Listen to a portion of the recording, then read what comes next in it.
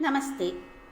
Welcome to day 25 of our 30-day Carnatic Revision Challenge based on Sangeeta Balapadam Book 1. Today's lesson, Geetham 12, Meenakshi Jayakamakshi. In this revision, we'll sing only the Sahidhyam in first and second speeds. If you would like to revise the Swaras for all Geethams, check out my Geetham course. I have added the playlist link below. Let's begin. Sare ma pa ni sa ni pa ma re ga re sa.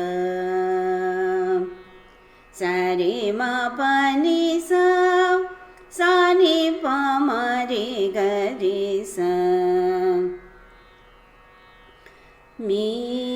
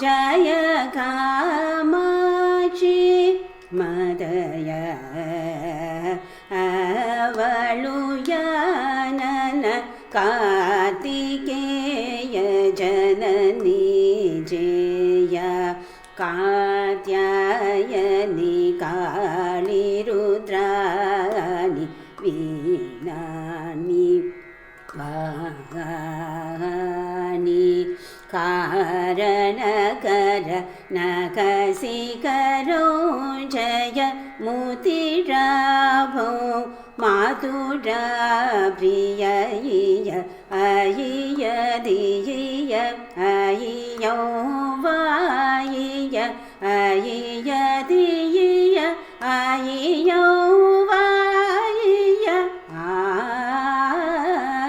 ಅಂಬೋಯ್ಯ ಶೋಕನಾಥ Swami ಮೂರುತೆ Meenakshi Jaya Kamakshi Meenakshi Jaya Kamakshi. That completes day 25, Geetam 12, Meenakshi Jaya Kamakshi. Tomorrow we'll move to day 26, Geetam 13. Keep practicing daily to strengthen your voice, rhythm and clarity. Comment where you are joining from and subscribe to continue your 30-day Carnatic journey. Thank you.